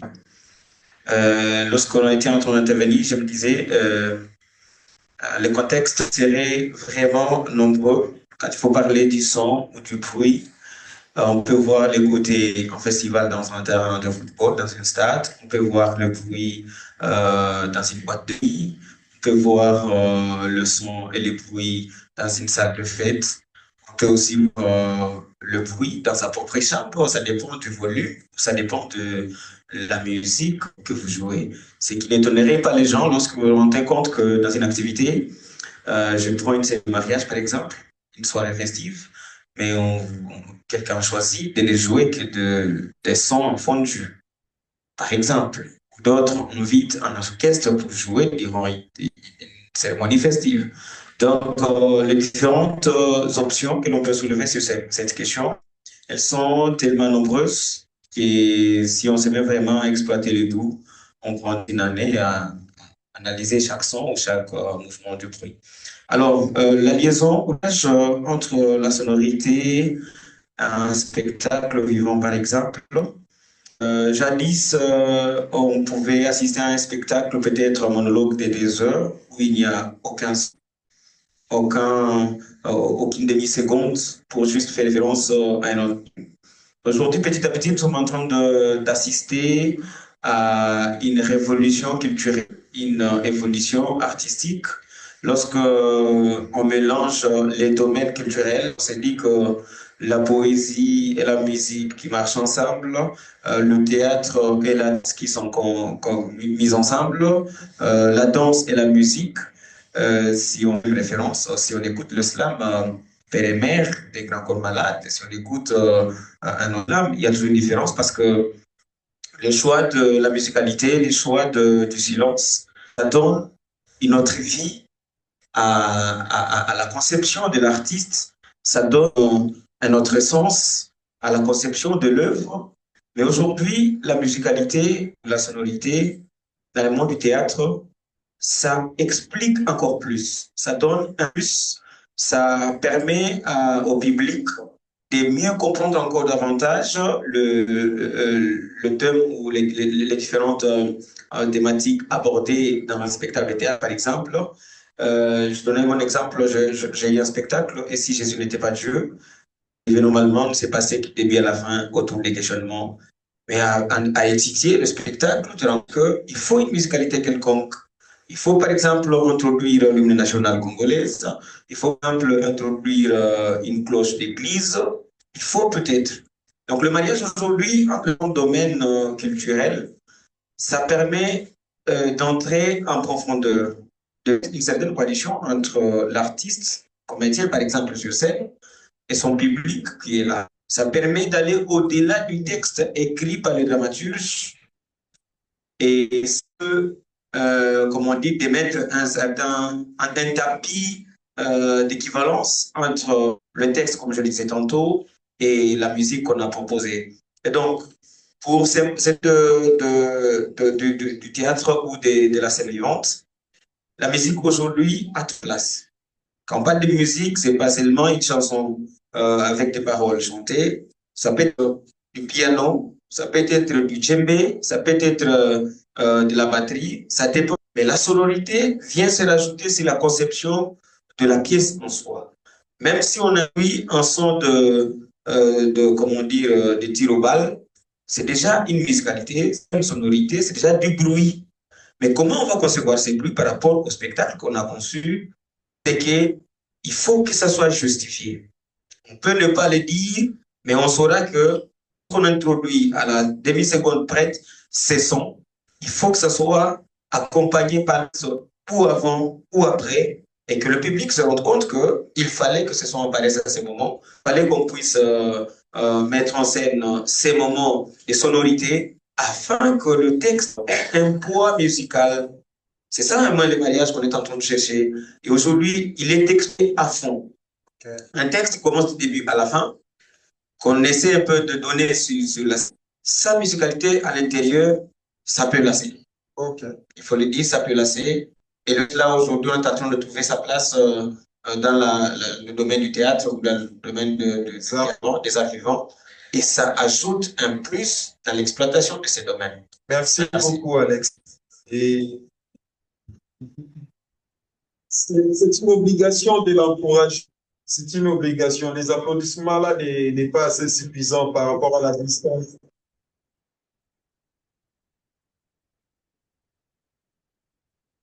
Toujours dans la même type, nous revenons aussi à DJ Abdou, qui va nous faire aussi une intervention sur créer l'ambiance sans nuisance, technique et innovation pour un gym respectueux de l'environnement sonore. En tant que DJ, comment on peut jouer de la musique, quelles sont des techniques proposées pour que les gens qui jouent de la musique, qui font des DJing, puissent respecter l'environnement sonore. La petite première, c'est d'abord les ingé son. On va insérer, c'est comme en termes de concert. Exemple, un concert live, il y a toujours un ingé son qui sait comment gérer le retour de prestations des artistes. C'est pareil aussi avec les DJ. On vous remarquez, sauf qu'il y a on a un sérieux problème de techniciens qui s'improvisent. Parce qu'aujourd'hui, avec la technique, il y a toute une formation que les gens ne veulent pas apprendre. C'est comme le DJ, c'est vrai qu'aujourd'hui, chaque DJ a son coin, il est autodidacte, il essaye de faire des recherches avec les réseaux sociaux aujourd'hui. On sait voir un DJ qui est, je sais pas, de quel pays, tu essaies aussi d'apprendre sur YouTube, oui, comme plateforme, et chacun de nous essaye à sa manière d'avoir une connaissance. Mais souhaiter dans les jours à venir, comme on a le projet pareil, d'organiser des ateliers de formation. C'est que nous apprenons, chacun de nous, ça dit par rapport aux expériences de la musique. Par exemple, moi, dans la boîte, je sais comment définir. Si déjà soit il y a un treble, soit il y a un tuteur, soit les médiums très élevés, je sais comment le gérer parce que ça crée aussi de la maladie. Parce que déjà, comme l'a dit, c'est comme si tu avais en face de toi une agression, en fait. Et déjà, à l'extérieur, comme les Nganda, à l'extérieur, on s'en fout. On prend, je sais pas, quelqu'un parce qu'il a un laptop, il a une musique qu'il a téléchargée. Il ne sait même pas comment dans telle tendance, parce qu'il y a des musiques d'entrée. Et des musiques où, pour accueillir, très douce, les gens viennent, ils se pointent. Mais aujourd'hui, avec la commence de différents coins de bar de Kinshasa, tu sens vraiment que c'est l'autre qui agresse l'autre. Donc, tu sens là, on est là, mais ici, donc chacun a ses clients. Et comme l'a dit mon frère Fabien tout à l'heure, donc c'est une concurrence. Mais au-delà de ça, il y a le danger. En étant DJ professionnel, je me mets à la place de ces victimes, je peux l'appeler comme ça, parce que nous-mêmes aussi, on est victimes, parce qu'on n'a pas de protection. Si vous remarquez, les DJ, il y a le casque aux oreilles. L'autre, c'est ouvert peut-être par la côté gauche. Et de l'autre côté, tu écoutes en même temps le retour. Ici, tu prépares le mix. Et de l'autre côté. Mais je vois d'autres DJ, la plupart, ils n'arrivent pas à utiliser tous les deux oreilles en même temps parce que c'est impossible. Comme en Afrique du Sud, je vis les DJ pour eux, pour sentir la musique, il faut qu'il y ait vraiment de retour près. Donc, le retour de la musique dans la salle, les gens ont une autre dimension musicale. Mais en gros, s'il y a un ingé son qui sait bien gérer les décibels, on sait que la musique est là. D'autres artistes aussi, pardon, parce qu'un DJ, on est des artistes. D'autres artistes, pour la sonorisation, ils veulent bien que le retour soit plus fort. Si l'ingé son ne met pas un très bon retour, il ne sait pas comment avoir la communication avec le public. Parce que le public, la facette a une autre dimension de son. Et le retour aussi, c'est pareil. Et je pense que le jour à venir, il y aura des ateliers comme ça. Par rapport au bar, le sérieux problème est qu'on doit imposer notre gouvernement en place, le gouvernement provincial. Chaque province, chaque secteur, on doit imposer cette manière de gérer le son à un niveau. Parce qu'il y a des endroits qui ne sont pas appropriés déjà d'exposer la musique. Je parle de la musique. On peut exposer une musique qui n'est pas appropriée dans un endroit où à côté il y a la famille, par exemple. Tu mets une chanson, déjà, que les gens sont mal à l'aise. Et il y a le MC qui s'improvise. Il ne sait même pas on est où, sans pudeur. Il peut facilement faire des animations liées au sexe et ça peut facilement compliquer les familles à côté. Et au-delà de la sonorisation, il y a un danger qui est aussi le comportement des différents DJ qui n'ont pas peut-être cette notion. Pour lui, c'est avoir un ordinateur, avoir un disque dur, on l'appelle DJ dans son coin, c'est fini, il est bon. Et ils ne veulent pas aussi apprendre. Parce que nous aussi, on n'a pas eu le code d'apprendre, on a appris. Et aujourd'hui, partout, on essaie encore de multiplier les efforts. Enfin, juste à côté, ici, on a un endroit, je pense que c'était hier, un endroit, à côté, c'est un loge-bas. On sortait quelque part, mais tu sens vraiment que la musique est au-dessus, je crois que c'est au 7e niveau. Bon, je parle de Wabi Sabi, pour ne pas les accuser. Tu sens que la partie ici, tout. Donc, tout le monde écoute la musique qui se passe. C'est vraiment. Moi-même, je me dis, oh, je partais parce que moi, la boîte, c'est juste à côté, ici, au Rambo Frescom. Je suis arrivé jusqu'au Rambo Frescom, mais j'écoute la musique. Parce que la nuit, c'est vrai, avec l'espace, les gens. Là, j'imagine le voisin, les gens à côté. Comment? Alors, encore à la cité, c'est plus grave et très dangereux avec les églises. Tu sens vraiment ici, c'est la louange, là-bas, c'est les catastrophes. Donc, on ne sait pas qui est quoi. Mais je pense qu'avec la loi aujourd'hui, si on impose une manière de diffuser le son, il y aura du respect. Et le Congolais aime le fou. Hein. Je pense que, comme le fait avec notre ministre actuel, il est un peu dur. Et les gens, le Congolais, nous aimons les gens qui sont durs d'esprit. On a eu un président qui a imposé pas 2 personnes devant, pas 4 personnes derrière. Avant, il y avait des systèmes qu'on appelait rails. Je crois que les vrais Quinois savent. Donc, c'est full, mais on met encore des gens. Mais après, le jour où on a dit que c'est stop, c'est stop. Le jour où on va imposer que la sonorisation doit avoir une limite. Les DJ, chaque boîte, doit y avoir un contrôleur, comme dans notre boîte, je vis à Paris aussi. Il y a toute une limite, donc on ne peut pas déborder. Il y a des DJ qui s'improvisent des ingénieurs. L'ingénieur fait sa balance, il y a un niveau, mais quand le public entre, il faut qu'il y ait plus de vibes et il remonte sans pour autant donner, parce que je parle, je suis DJ, je sais de quoi je parle. Si la musique est forte avec l'alcool, on est en haut, donc voilà, on est parti, voilà. Et puis quand déjà tu arrives, tu n'as pas encore pris un verre, tu sens que tu es normal. Même dans le fait, c'est tout, c'est tout. Mais après, quand l'alcool monte, même les gens qui viennent eux-mêmes, ils disent, ah, ouais, cette musique. Et tu vois, des fois, on chasse les gens par rapport, si tu es dans un endroit et qu'on commence un peu à baisser mon lot pour te dire que papa, on est en train de partir, donc il faut partir déjà. Donc c'est un peu ça. Merci beaucoup, DJ Abdou. Jusqu'à là, c'est les seuls DJ qui portent cette flûte Je tenais aussi à vous féliciter. Ça, c'est la deuxième fois que j'ai l'invitation. On était à l'INA, je crois, il y a combien d'années? 2021. 2021, il y a 4 ans passés. Et Malafi, je pense que le genre d'initiative, il faut vraiment que tu aies beaucoup de soutien. Et moi aussi, en tant que DJ, avec mes collègues, on va vraiment t'accompagner pour ça. Parce que je m'aimerais bien que cette initiative que tu as, que vraiment les gens compétents peuvent t'accompagner. Parce que les choses comme ça, on peut les faire descendre sur le terrain. Sensibiliser les gens sur le terrain avec une bonne autorisation qui va avec, descendre dans des endroits où la pollution sonore, c'est pas expliquer ces gens-là, parce que je pense que ça sera aussi une meilleure manière. Comme ça, c'est bien, les gens vont suivre, mais encore sur le terrain, on sait dire aux gens, non, ça suffit, il faut pas faire ça parce qu'il y a le voisin, parce qu'il y a des gens qui prient. Imaginez qu'il y a un bar à côté et il y a une église à côté. Un hôpital. Un hôpital à côté. Il y a un enfant qui doit partir à l'école le lendemain. Je te donne l'exemple de Bandalou, moi, par exemple. Catastrophe. Si tu vas à Yolo, c'est encore dégâts. Si tu vas, j'étais au couloir Kiputa. J'aime bien l'ambiance de couloir Kiputa. Ben, je te jure, mon frère. Merci beaucoup, DJ Abdou. Merci. Donc, félicitations à toi, Malafi. J'espère que cette promesse et cet engagement de ramener les autres DJ et s'engager à cette lutte, de lutter contre la nuisance sonore. Non seulement vous êtes des bourreaux qui nous dérangent, vous êtes aussi les victimes aussi en même temps. Donc, nous invitons tous les DJ de s'intéresser à ce sujet. Et je vois DJ Liberator qui va nous faire un set tout à l'heure dans la salle. Lui aussi, à chaque moment, il va diminuer pour ne pas nous déranger. Et alors, avant de remettre le micro à Madame Marie-Ange pour nous aider à passer aux séries de questions-réponses, je vois une personnalité culturelle qui est qui nous suit en ligne et on aimerait bien lui donner la parole pour un commentaire. Je sais que c'est un peu brisqué, mais c'est Luc Mayetougou qui est en ligne. Grand Luc, un commentaire par rapport à toutes les interventions et surtout par rapport à l'industrie culturelle face au défi du bruit, comment organiser des événements respectueux de l'environnement sonore. Bonjour, bonjour, j'espère que vous m'entendez. Oui. Alors, je suis très honoré qu'on me passe la parole pendant ce panel que je trouve très, très intéressant, que je suis de mon bureau avec beaucoup d'attention.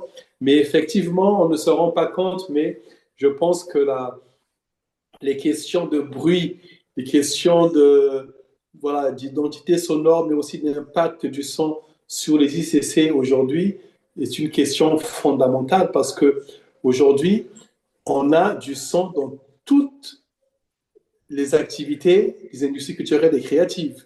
Le son, c'est une discipline transversale. Donc, le son, comme je l'ai écouté avec le professeur, avec Centric, au-delà à un certain niveau, il peut se transformer en nuisance.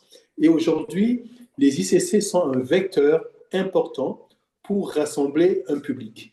Mais quand on rassemble un public, cela veut dire qu'on l'expose aussi à ce son, qu'on l'expose à ces bruits. Et donc, il est important de prendre cela en compte. On réfléchit beaucoup sur les transports, l'accueil des gens, etc. Mais on oublie, c'est vrai, comment est-ce qu'on expose le public qu'on rassemble avec les industries culturelles et créatives. Et donc, voilà pourquoi je trouve cette thématique importante, mais vraiment importante. Et je découvre le professeur, là j'en parlais avec Centric, que ça va être intéressant que justement, appuyer justement ces questions-là dans les événements, dans les festivals en tout cas, qui sont organisés par les industries culturelles et créatives. Donc moi, félicitations vraiment pour cette initiative. On apprend beaucoup de choses. On apprend beaucoup de choses et je pense que c'est important que cette problématique soit aujourd'hui prise totalement en compte dans les organisations, dans les industries culturelles et créatives, comme un élément majeur. Parce que sans le son, on ne communique pas, mais il ne faudrait pas que ce son-là puisse devenir nuisance et puisse mettre en danger justement physiologiquement. On a vu tout l'impact négatif qui peut arriver quand c'est mal utilisé. En tout cas, félicitations pour cette thématique que j'encourage encore. Et bien sûr, ce festival des bruits est un élément important parce que on le vit, c'est dans notre environnement et il faut en tenir compte. Merci beaucoup. Merci beaucoup, Grand Lick. Nous rappelons que le collectif Malafia Production et la Maison culturelle de Mouinder est sous mentoring de Zoo Culture, dont Luc Maïtou et Centric sont les dirigeants depuis Dakar.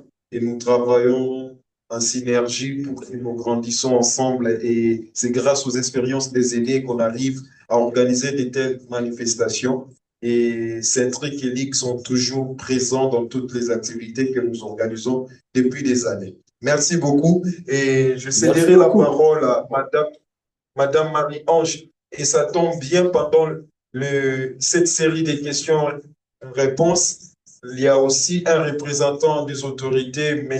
Alfred, qui est député à l'Assemblée nationale, qui entre aussi. Et il va participer à répondre à des questions dans sa personnalité, sa peau de juriste et de député national.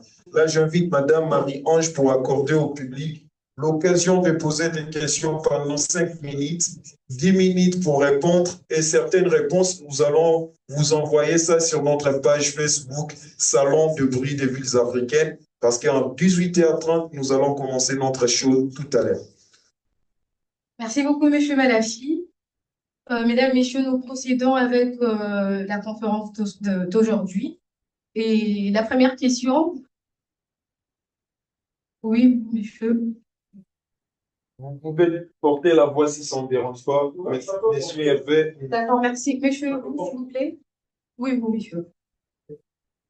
Merci pour la parole. Je suis Franklin Lissama, secrétaire général de la Fondation Sabatif, une des fondations qui a contribué aussi à notre communication. Quand nous avons aussi en ligne l'appel. Ma question s'adresse à Didier. Restez simple. À chaque fois que nous sommes organisés des soirées, nous vous voyons avec des casques. Quelle est la conséquence de l'utiliser à chaque fois que vous êtes sincère?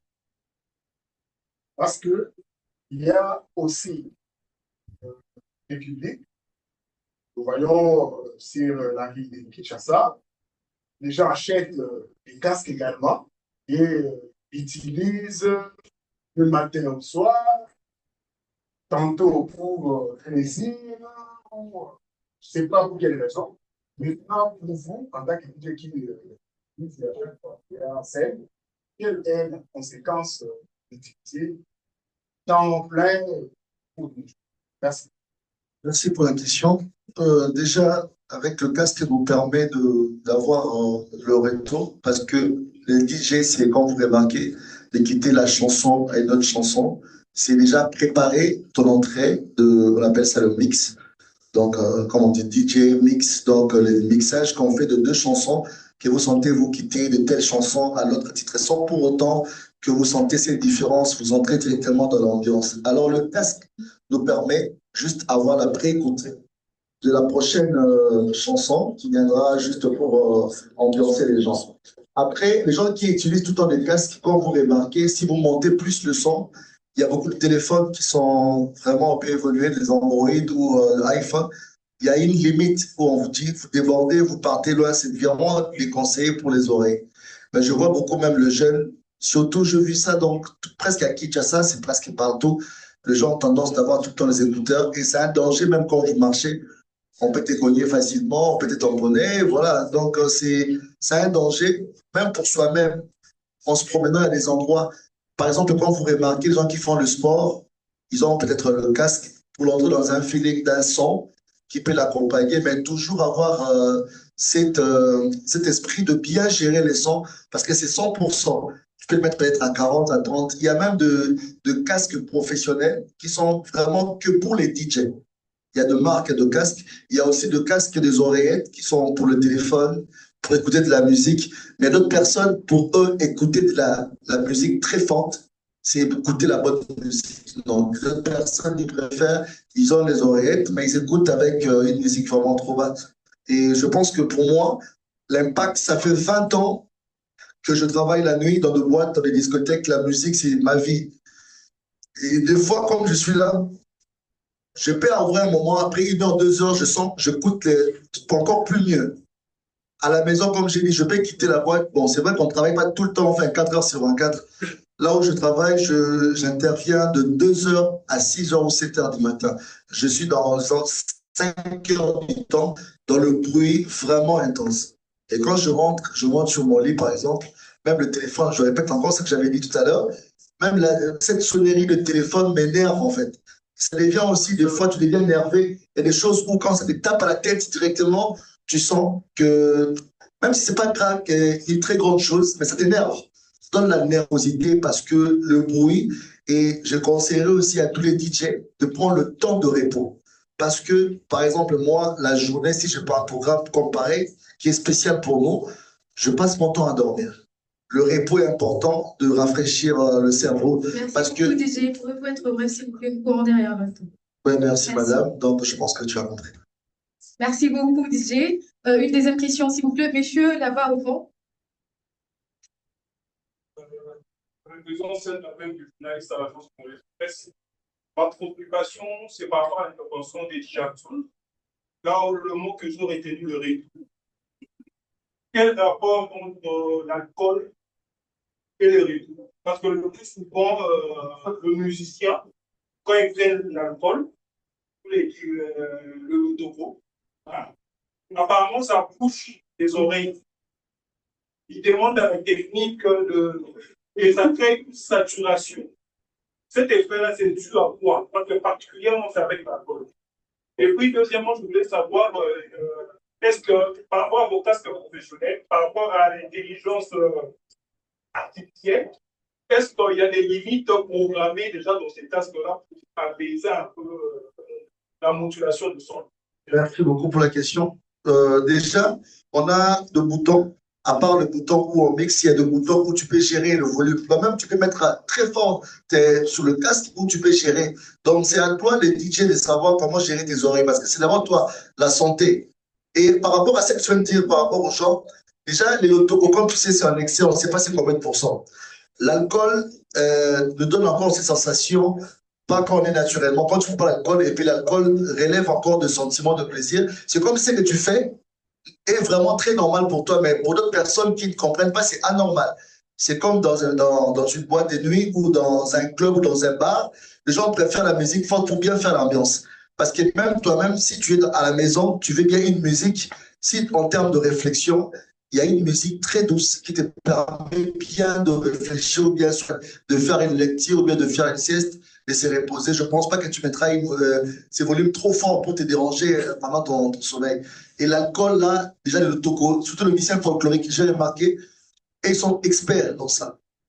L'ingénieur de son, maintenant, c'est à lui le devoir de bien gérer. Moi-même, je vis dans une fête où les DJ étaient tabassés parce que pour lui, il ne met pas la musique trop fort. Donc les gens insistent. Déjà, la personne en famille, il consomme, on sait comment les fêtes africaines se passent, à manger gratuit, à boire, et puis il vient commander dans la fête pour faire son plaisir. Et remarquez, c'est désordre après, mais c'est à nous, en tant que professionnels de ces domaines, de bien gérer. Et pour le casque, il n'y a pas, c'est vrai qu'avec les ears, c'est possible, mais avec le casque, tu as la facilité, avec ton bouton, de gérer tes tensions sur les oreilles. C'est un peu ça. Merci beaucoup, DJ. Nous faisons un peu marche en arrière. Nous saluons l'arrivée de messieurs Alfred Ibandi. Je pense que je bien prononcer votre nom, messieurs. Et vous êtes avocat et député national du pays. Nous allons procéder à un panel avec comme sous-thème quel cadre juridique pour une meilleure prise en charge de la population sonore en RDC, que j'invite M. Malafi pour la présentation du déroulement du panel. Bon, pour respecter les temps, les timings de tout le monde et tout, ce n'est plus vraiment un panel parce qu'on est déjà dans la série des questions et réponses. C'est juste un commentaire et notre site reste ouvert pour, comment dirais-je, pour récolter toutes les questions et les panélistes qui sont en ligne et qui sont en présentiel vont nous faire l'honneur de répondre et de poster ça sur le compte réseaux sociaux du Salon de Fruits. Et nous cédons la parole à M. Alfred Ibandi, qui est député, qui nous représente au Parlement, parce qu'on a bien parlé des dispositifs juridiques ici. Et il va nous faire juste un commentaire vite fait dans 3 minutes. Et nous allons aller au concert, pas pour s'élancer dans les bruits, mais pour déstresser nos peines et tous nos soucis que nous avons. Alfred. Merci bien, cher Malafi. Bonsoir à tous. Bonsoir à toutes. Alors, je vais commencer par m'excuser parce que, effectivement, je devais être là à temps, comme j'ai toujours été à temps. Mais aujourd'hui, pour des impondérables, je n'ai pas pu répondre à l'heure. On me demande de parler du cadre juridique.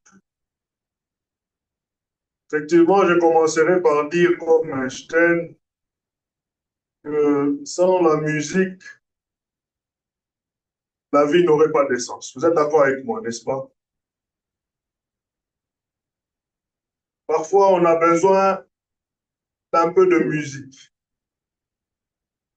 Mais est-ce un assemblage de bruit? Est-ce le bruit, c'est le son? Comprenez qu'il y a plusieurs questionnements autour de cette thématique que j'avais prévu aborder avec vous, mais que je ne saurais pas le faire au regard des contraintes du temps. Mais puisqu'on parle de cadre juridique, je voudrais vous dire que en RDC, il y a ce qu'on appelle le domaine de la loi, qui est un domaine visé par la Constitution. C'est-à-dire, moi, en tant que député national, j'ai 3 missions officielles. La première, c'est de vous représenter. La deuxième, c'est de légiférer, c'est-à-dire d'édicter de la loi. Et la dernière, c'est cette mission de contrôle que j'ai, notamment de contrôler les membres de l'exécutif, je veux dire du gouvernement, mais aussi tous les mandataires publics actifs. Mais dans ce rôle de légiférer, je ne peux pas proposer de loi puisque je veux le faire, puisqu'on a une loi fondamentale qu'on appelle la Constitution. La Constitution fixe le domaine de la loi. Et d'ailleurs, cette même Constitution va plus loin en fixant le domaine ou les compétences nationales, donc celles qui relèvent de niveau national, les compétences exclusives de province. Évidemment, il y a aussi ce qu'on appelle des compétences concurrentes. Et la Constitution dit, disons, la doctrine juridique, que là où tout ce qui n'est pas du domaine de la loi relève du domaine réglementaire. Et en RDC, le Premier ministre, chef du gouvernement, a ce qu'on appelle le pouvoir réglementaire général. C'est-à-dire le Premier ministre peut réglementer sur tout au Congo. Je parle de tout sauf de ce qui relève du domaine de la loi. On se comprend, n'est-ce pas? C'est qu'on est fatigué, mais c'est important de savoir. C'est ainsi, pour ce qui est de la nuisance sonore, en 2014, on a Matata Bonyo Mapon aujourd'hui député national comme moi, hier Premier ministre, a pris un décret. Là, je crois, signé avec comme Alain Mouyège, Richard Mouyège comme vice-premier ministre de l'Intérieur, un décret qui date du 8 mai 2014, qui réglemente évidemment la nuisance sonore. Et je vous invite à aller lire parce que c'est très intéressant. Et c'est en lisant que vous comprendrez le hiatus qu'il y a entre la règle et le fait. Parce que tout ce qui est dit, c'est tout le contraire de ce qui est fait. Et c'est assez intéressant. Mais en allant plus loin, on dit qu'il y a même les sanctions qui sont prévues. Mais quand on voit ce qu'il y a comme sanctions ici au Congo, sur base de je ne sais quelles règles, c'est que quand vous faites de bruit, on ravit des baffes, on ravit un peu de tout. Et pourtant, l'article premier de notre Constitution consacre l'État congolais comme un État de droit. Mais c'est important que vous puissiez connaître la loi, que vous puissiez connaître vos droits. Et c'est aussi peut-être le cas pour moi, pour l'occasion de vous dire que l'État ne nous permettra pas d'aller plus loin. Mais le débat est assez intéressant. Prochainement, je me mettrai à votre disposition pour que nous puissions entrer dans la profondeur de la réglementation sur notamment la nuisance sonore, le tapage nocturne, aider aussi nos boîtes de nuit, parce qu'ici, les boîtes de nuit, les Congolais, qui nous en particulier, aiment bien se trémousser le bras, ce n'est pas mauvais. Mais les boîtes de nuit n'ont même pas de conseil juridique. Donc, ils font ce qu'ils veulent. Bon, après, on comprend que c'est aussi une question de gouvernance. Nous allons y travailler et nous sommes là justement pour porter vos desiderata. Et la question de bruit, on fera peut-être des recommandations utiles au niveau de l'Assemblée nationale. Je vous remercie. Merci beaucoup. En fait, faites-nous honneur de nous envoyer les questions et en retour, nous allons répondre sur nos pages réseaux sociaux parce que là, nous devons courir derrière les temps pour ne pas, pour Kimina français, pour nos, même la lingua de Kimi, abuser, hein, pour ne pas abuser de votre temps ici et tout. Donc, je vous invite directement de descendre dans la grande salle. Les artistes sont déjà prêts et nous allons clôturer notre festival par ici. Mais n'hésitez pas de nous suivre sur les réseaux sociaux, c'est Salon de bruit des villes africaines. Merci à tous. Merci au Centre Wallonie-Bruxelles qui vous accompagne.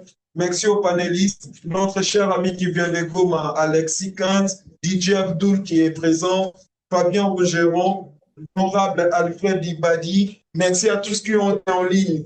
Centric Maïtoukou, Lik Maïtoukou, Docteur Marcel. Vous avez été nombreux de nous accompagner pour cette édition 2025 du Salon de bruit des villes africaines. Et nous vous disons que la fête continue. Bonne soirée à tous. Bonne soirée à tous. Merci à tous. Bonne soirée, chers amis, depuis le Gabon. Merci beaucoup, merci.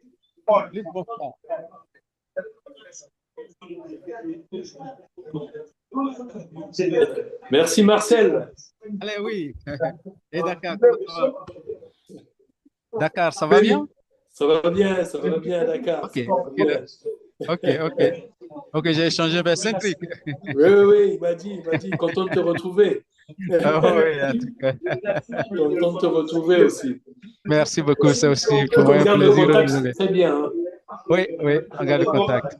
Oui. Ok, un de ces quatre à Dakar. Un de ces quatre. Allez, au revoir. Au revoir.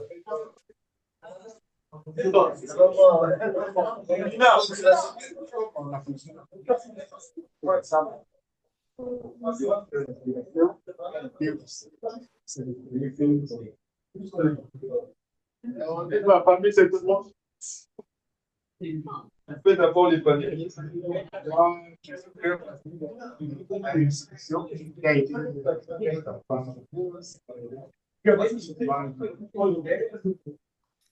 Mais il y avait quand même déjà une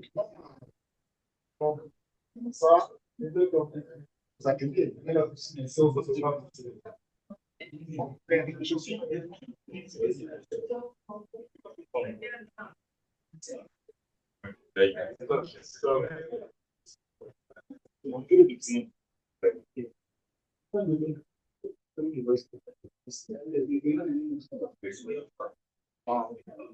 La photo de famille, c'est tout le monde.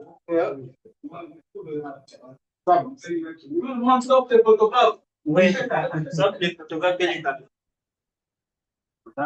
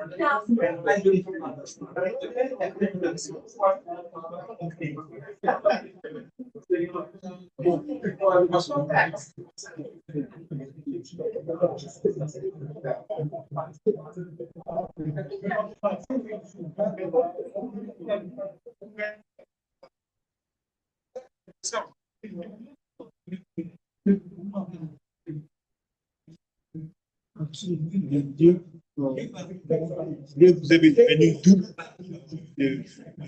Vas-y, pose des questions. Pas, je donne directement la question. Monsieur Malafon. Bonsoir MTV. Nous sommes là pour votre conférence sur sonorité. Eh bien, vous avez venu cette idée, vous étant artiste, et quel était l'apport de cette conférence en ce qui concerne la sonorité ou la sonorisation, soit la nuisance sonore?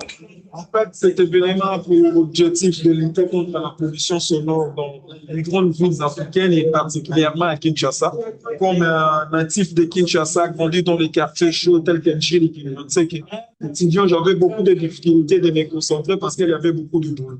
Et c'est cette occasion-là qui m'est venu ce projet que j'ai écrit même pour sa première édition. On dirait que si ma page Facebook et dont les gens ont contribué, c'est un sujet qui dérange tout le monde, mais les gens n'abordent pas ça de manière thématique comme on vient de le faire tout à l'heure. Et nous ne voulons pas que